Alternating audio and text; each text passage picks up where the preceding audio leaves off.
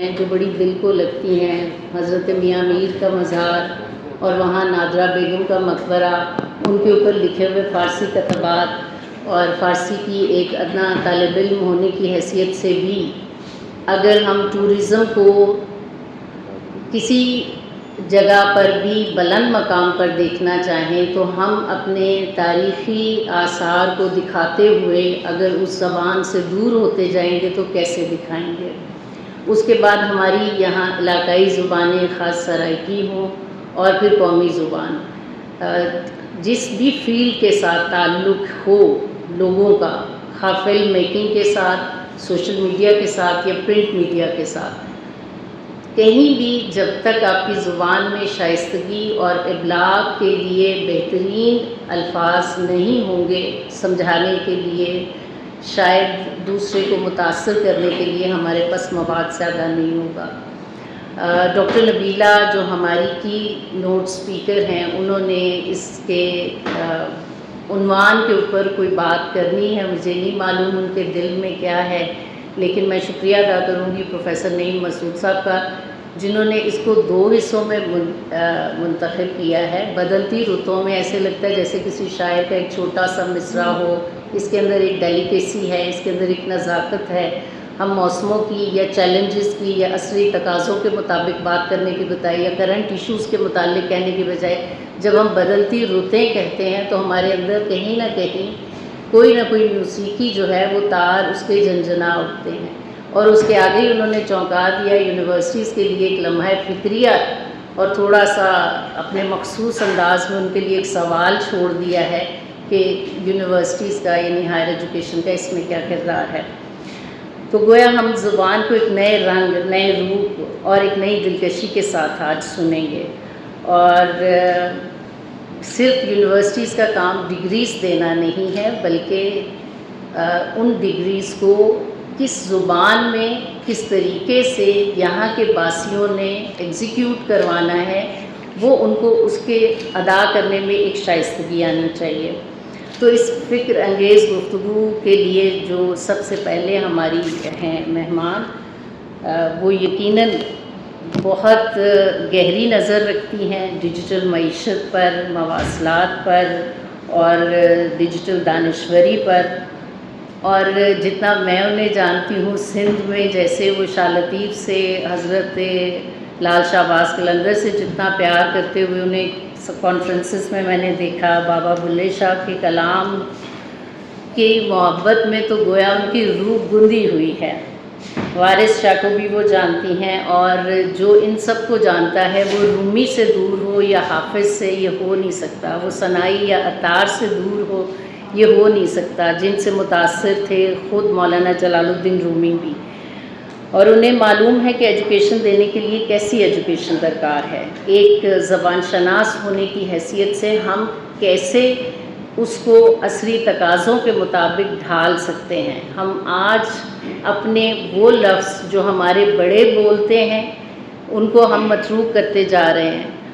تو وہ کس طرح سے ہمیں ان ساری چیزوں کو آپ سمجھیں کہ دوبارہ سے شاید یہ شعور بیدار کرنے میں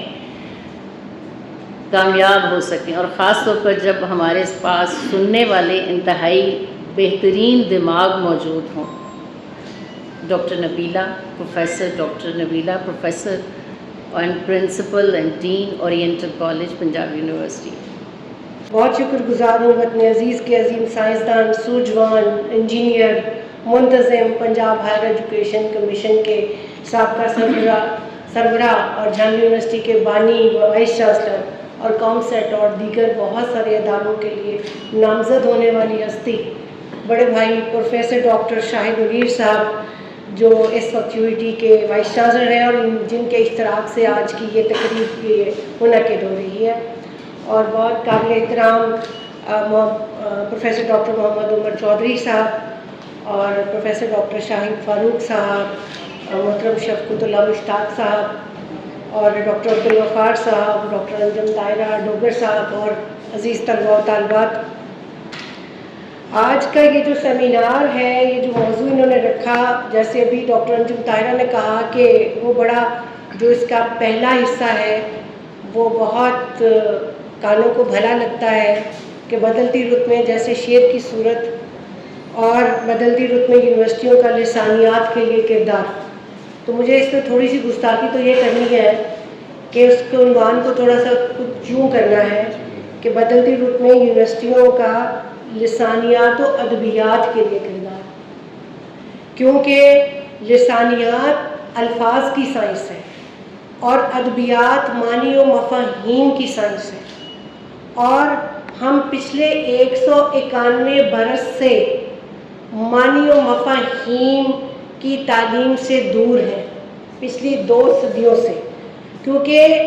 1835 میں 1835 میں ہندوستان میں انگریز کی بنائی ہوئی نو آبادیاتی تعلیمی پالیسی نافذ ہوئی تھی، اور یہاں کے تعلیمی ڈھانچے کی مکمل کو ایک نئی تشکیل اس کی گئی، اس کو نئی شکل دی گئی. اور وہ جو ایک صدیوں پرانا یہاں کا ایک ایجوکیشن سسٹم تھا جو اسکلفل تھا، جو سادہ تھا، سلیقے سے تھا اور ریمنگ تھا. آپ کے لیے شاید یہ مطلب عجیب آپ کو لگے کہ ہمارے ہاں جتنے طب کے علوم ہیں، جتنے سائنس کے علوم ہیں، جتنی فلسفی ہے اور جتنے بھی بنیادی سائنس کے علوم، وہ کم از کم پنجابی میں نے وہ قلمی نسخوں کی صورت میں اور پرانی چھپی ہوئی جو کتابیں ان میں منظوم صورت میں نے دیکھا ہے، اور وہ موجود ہیں. اور وہ کیوں اس طرح سے ریمنگ پڑھائی جاتی تھیں، جیسے آپ کو یاد ہوگا ہم پہاڑی جب پڑھا کرتے تھے، میتھمیٹکس پڑھتے تھے، تو ہم وہ ریم اس میں لہٹ پہ پڑھتے تھے تو وہ ہمیں یاد ہو جاتا تھا. اب کیا ہے کہ اللہ نے جو ترتیب رکھی ہے انسانی نفوس میں، وہ ہمیں اس سے تقویت ملتی ہے. ہمیں وہ ترتیب سے جب ہم کسی بھی چیز کو یاد کرتے ہیں تو ہمیں وہ جلدی یاد ہوتی ہے. اور جب آپ کسی بھی اس چیز کے فلسفے کو سمجھتے ہیں تو فلسفہ آپ کے اندر ایک نئی روح پونکتا ہے. آپ کا تخیل جو ہے وہ ہر انسان کا، قدرت نے ہر انسان کے اندر تخیل کا مادہ، تخلیق کا مادہ رکھا ہے، اور جیسے جیسے وہ اپنے آپ کو اس علم سے، ان چیزوں سے جوڑتا چلا جاتا ہے تو اس کے تخیل جو ہے وہ اس کو آگے اور اس کی جستجو بڑھتی جاتی ہے. سائنسدان اسی طرح سے آگے بڑھتے جاتے ہیں، ایسے ہی دوسرے علوم میں ہوتا ہے. اب کیا ہوا کہ پنجاب کے حوالے سے اگر بات کروں تو ہم چونکہ آخر میں یہ مسخر ہوا تھا، تو سب سے پہلے کیا کیا گیا ہم ایک راتوں رات بیٹھے ہم ان پڑھ ہو گئے، کیونکہ لٹریسی ریٹ 1835 سے پہلے تک 100% تھا، اور اس کے بعد جب یہ 1947 کے بعد مطلب پاکستان وجود میں آ گیا. پاکستان کے وجود میں آنے کے بعد کیا ہوا کہ یہاں پر قومیت کا جو تصور ہے، یہ ہم اکثر یہ سوچتے ہیں نا کہ قوم، ہم بطور قوم ابھی تک پاکستانی قوم کیوں نہیں بن سکے، اور یہ لسانی تحریکیں شروع ہو گئیں، یا یہ کیوں ہو گئیں، ہمیں لسانیات پہ بات نہیں کرنی چاہیے، لسانیات انسان کو دور کرتی ہے، ہمیں پاکستانیت کی بات کرنی چاہیے. اس کی بڑی 2 وجوہات ہیں. 2 بڑی وجوہات یہ ہیں کہ 1947 میں 2 تصور جو تھے وہ قومیت کے تصور کے حوالے سے وہ انٹروڈیوس ہوئے. وہ کیا تھے؟ اس میں ایک قومیت کا مبہم تصور تھا جو لسانی تحریکوں کی صورت میں جو پھلا پھولا، اور دوسرا جو تھا وہ ایک تصور تھا جو زبان اور زمین کا ناطہ ہے. اور یہ صدیوں پرانی جو ہے وہ اس کی ثقافت کی تعریف ہے، اور زبان کی اور تہذیب کی، کہ زبان کا تعلق زمین کے ساتھ ہوتا ہے. اور اسی لیے یہ کہا جاتا ہے کہ دیکھیے اللہ نے آدم کو نام سکھائے تھے، کس دھرتی پر سکھائے تھے یہ اللہ جانتا ہے، اور زبانیں کس طرح سے تشکیل پائیں. اور جتنی ہماری الہامی کتابیں ہیں وہ سب ایک زبان پہ نہیں ہے، اگر ایک میں ہوتی تو اللہ کی ایک ہی زبان ہوتی. تو چونکہ زبانوں کی تخلیق جو ہے وہ انسانوں نے کی ہے، تو اللہ نے انسان کو سمجھ دی ہے. زبانیں انسان کی تخلیق ہے، اور سمجھ جو ہے وہ اس کی عطا ہے، اور جس کو آپ اس کو بڑھاتے چلے جاتے ہیں. اور ایک تصور جو سو یہ ایک وہ تصور مبہم سا تصور جو ہے وہ پاکستان قومیت کا ایک تصور یہاں پر پھلا پھولا، اور دوسرا جو ہے وہ زبان اور زمین کے ساتھ تھا وہ صوبائی سطح پر ہو گیا۔ اب یہ جو ہمارا پاکستان جو خطہ ہے وہ کثیر اللسانی ہے، کثیر الثقافتی ہے، ایک ایسی کثرت ہے اس میں جس کو ہم بقائے باہمی کی یک رنگی کے ساتھ اور ہماری جو اسلاف کی تعلیمات ہے اس کے ساتھ ہم اس کو اس میں ایک رنگ میں پرو سکتے تھے، بالکل ایسے ہی جیسے ایک گلشن میں بہت سارے رنگوں کے پھول کھلتے ہیں تو وہ گلشن بنتا ہے، اور اس میں آپ نے اس کو اون کرنا ہوتا ہے۔ اب وہ جو اونر ہے نا، وہ کوئی سندھی ہے، کوئی پنجابی ہے، کوئی سرائکی ہے، کوئی بلوچی ہے، کوئی کچھ ہے، آپ نے اس کو کیسے ایک جگہ پر رکھنا ہے۔ اچھا، اب یہ جو رکھنے اس کے پیچھے بڑی ایک بات ہے، ایک سوچ ہے، اس کے لیے ہمیں تھوڑا سا پہلے ماضی میں جھانکنا ہوگا۔ سر W.G. لائٹنر کی بڑی معروف کتاب ہے، آپ سب لوگ واقف ہوں گے کہ history of indigenous education in the Punjab since annexation and in 1882 جب پنجاب یونیورسٹی بنی، اس میں وہ لکھتے ہیں، میں اس کا ترجمہ پڑھ رہی ہوں، کہ ہم نے اپنے مفادات کے لیے ان کی شناخت یعنی ان کے علوم و فنون کو تحقیر کی نظر سے دیکھا، جس سے ان میں آپس میں احترام کا احساس تباہ ہوا، مقدس کلاسیکی زبانوں اور مقامی زبانوں کے علمی خزانے لوگوں کے ذہنوں سے معدوم ہونے لگے۔ یہ کیسی بات ہے کہ آپ کا جو آپ نے اپنی چیزوں سے آپ کا اعتماد اٹھا، آپ کو اپنی ہی زبانیں، اپنی ہی ثقافت، اپنی ہی چیزیں بری لگنے لگیں، اور اس میں تقابل ایک پیدا ہوا، اور اس میں جو لوگ ایسا کرنا چاہتے تھے وہ کامیاب ہوئے۔ اچھا، اب یہ ہے کہ یہ علوم ہیں، تہذیبیں ہیں، زبانیں ہیں، جغرافیہ، یہ سب کچھ، اب ان سب کو ہمارے تعلیمی نظام میں آپ جانتے ہیں کہ کیسے جو ہے ان کو اب اس کی وہ کلاسیفیکیشن اس کو کہیں گے کہ کلاسیفائی کیا گیا، یا ان کی درجہ بندی ویسے کی گئی جیسے وہ ڈاکٹر شاہد منیر صاحب ہماری وہ کانفرنس میں تشریف لائے تو وہ ہم نے پنجابی کے حوالے سے رکھی تھی کہ پنجابی کار بہار دی بولی کے روزمرہ میٹرز میں جو ہم آپ علوم سیکھتے ہیں، تاکہ آپ کے جتنے یہاں پر لوگ عام لوگ جو اسکول اور کالج میں نہیں گئے وہ جو ان کو ہم کیسے اسکلفل کر سکتے ہیں، کیونکہ پنجاب میں صدیوں سے ایسا تھا ڈگری والی تعلیم کے علاوہ، اور اس کو ہم کیسے اس کے ساتھ جوڑ سکتے ہیں اپنی ساری کمیونٹی کو۔ تو اس پہ انہوں نے بڑی اچھی بات کی کہ انہوں نے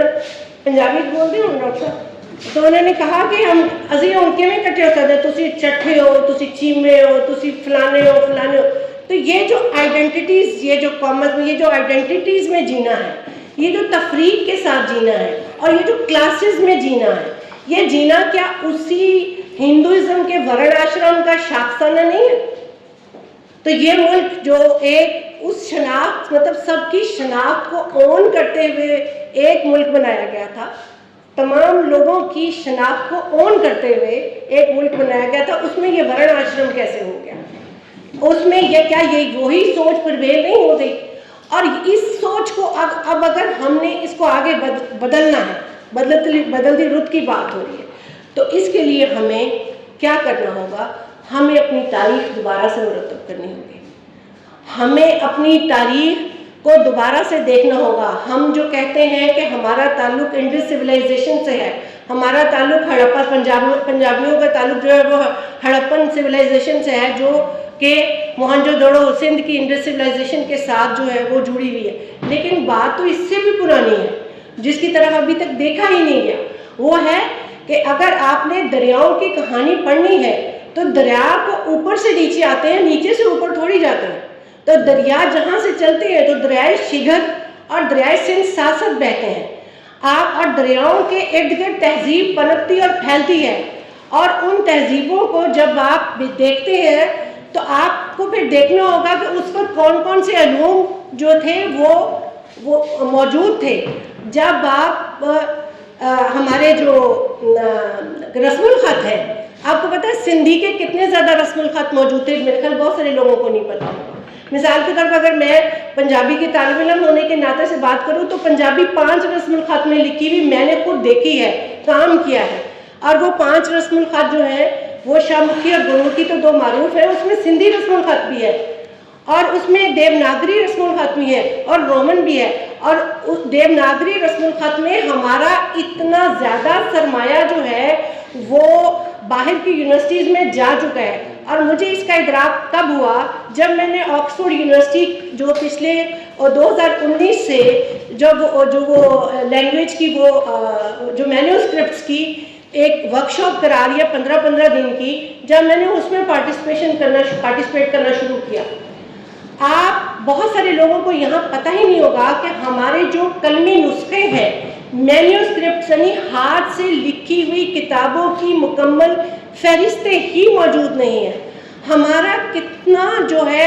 علمی سرمایہ وہ کون سے رسم الخطوں میں موجود تھا. اور ایک اور دلچسپ بات، یہاں پر 2 بڑے ماشاءاللہ یونیورسٹیز کے وائس چانسلرز موجود ہیں، میں ان کے گوش گزار کرنا چاہوں گی کہ پچھلے سال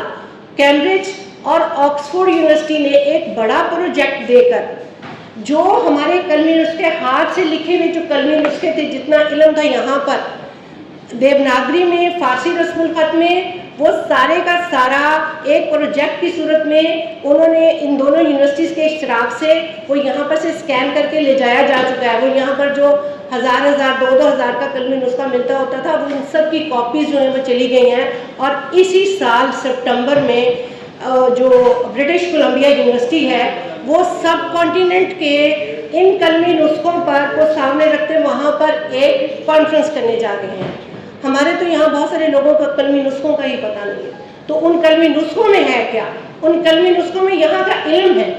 یہاں کی سوجھ ہے، یہاں کی تہذیب ہے، ثقافت ہے. اور دوسری بات یہ بھی آپ سب جانتے ہوں گے، ابھی میڈم نے بات کی کہ ہمارے بچے اب وہ زبان چونکہ بولنا پسند نہیں کرتے تو ہمارا ایڈیم جو ہے وہ بہت سارے بچے ان کو جانیں گے نہیں. میڈم آپ کا ایڈیم آپ کے جب کسی بھی قوم پر جب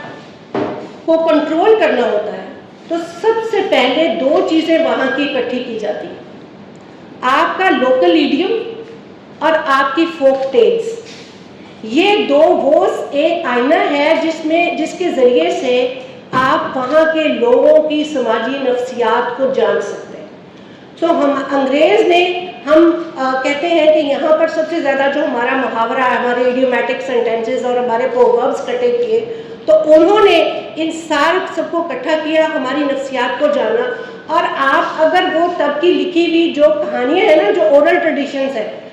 اگر آپ ان کی وہ مرتب کی ہوئی وہ کتب دیکھ لیں تو آپ کو بہت اچھے سے اندازہ ہو گیا کہ ہمارے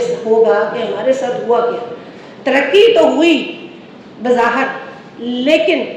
ہم بطور ہماری ایک قوم کے، ہماری ایک شناخت کے، ہمیں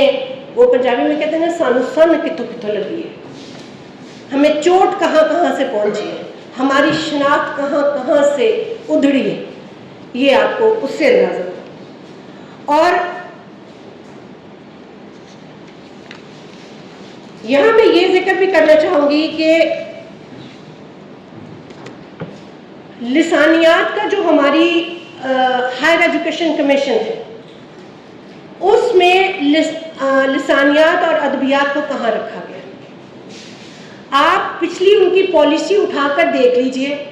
ان کی کوئی تھمیٹک گرانٹ ہے، ان کی کوئی اور گرانٹ ہے، وہ اس میں لینگویجز یا تو ہوتی نہیں تھیں اور ہوتی تھیں تو بالکل کونے میں. اور یوں کہا جاتا تھا کہ لینگویج پڑھا کے آپ نے کیا کرنا ہے، اس کا کیا فائدہ ہے. جو بڑے بادشاہت جنہوں نے ہم پہ کرنی تھی، وہ جو کرنا چاہتے تھے وہ کامیاب ہوئے، اس لیے کہ ویژنری لوگ بندہ جو ہے وہ سمجھتا ہے. جو چائنا اور جاپان کی ترقی کی بات کرتے ہیں وہ شاید اب یہ بات سمجھ جائیں گے کہ، اور انہیں سمجھنا بھی چاہیے کہ ترقی جو ہے وہ تب ہوتی ہے جب آپ کے پاس آپ کا مکمل ایک احساس ہوتا ہے. آپ صرف ایک زبان نہیں سیکھتے، آپ اپنی پوری کی پوری آپ کی مٹی کے سمیت آپ کی شناخت ہوتی ہے. اب بہت سارے الفاظ کا سرمایہ جو آپ سب کے پاس ہے، ابھی ڈاکٹر شاہد منیر صاحب کی میں نے بات کی، ان کو اپنی امی سے سیکھے ہوئے کتنی سارے احساسات کی زبان یہ جانتے ہوں گے جو اب نئی نسل کے بچے جو ہیں وہ نہیں جانتے، ایسے ہی آپ بہت سارے. اچھا، اب احساسات کی زبان مطلب جس کے لیے وہ لفظ موجود ہے وہ زبان سب سے زیادہ امیر ہوتی ہے. اب چونکہ فارسی زبان جو ہے وہ ہماری کتنی دیر ہماری سرکاری زبان رہی، اس میں تمام اصطلاحات موجود ہیں. وہ فارسی اب کہاں ہے، کتنے سے ڈپارٹمنٹس ہیں، کون کتنی کی جانتا ہے. اور آپ میں پنجابی کی بات کروں، میں فارسی کی بات کروں، میں اردو کی بات کروں، اور اردو میں پھر یہ کیا گیا کہ اردو کو ہم نے اپنا لیا،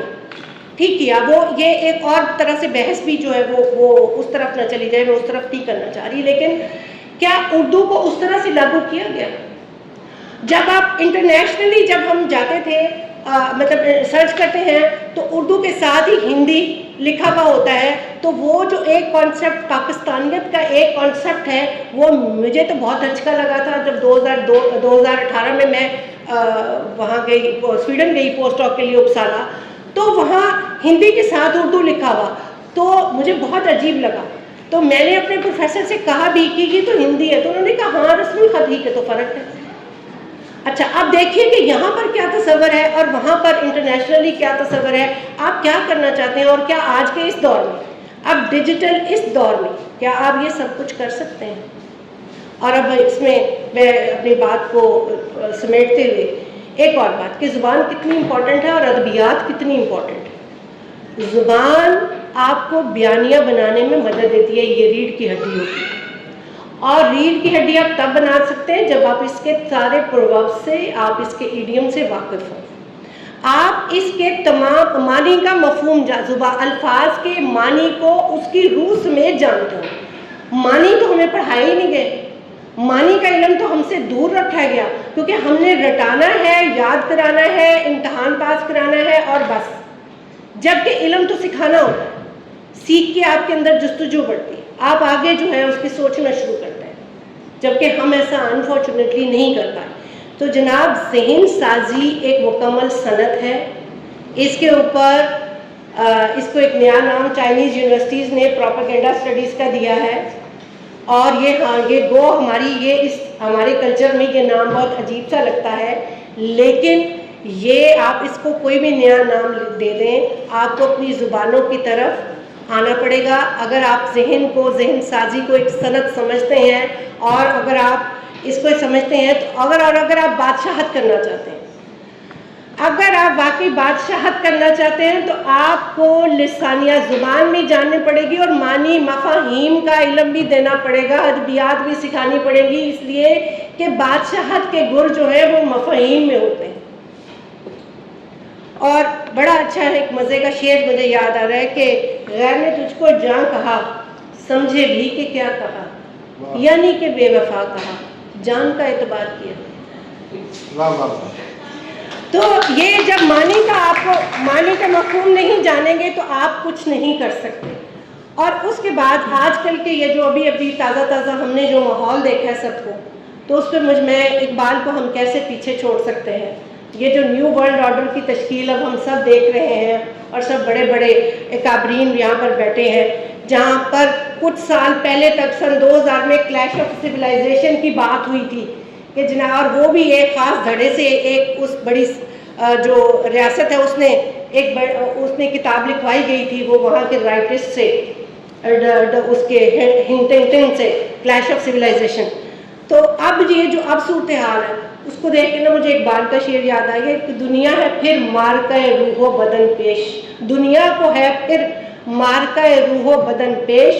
تہذیب نے پھر اپنے درندوں کو ابھارا، اللہ کو پامردی مومن پہ بھروسہ، ابلیس کو یورپ کی مشینوں کا سہارا. روح اور روحانیت اور مادیت کی، یعنی مٹیریلزم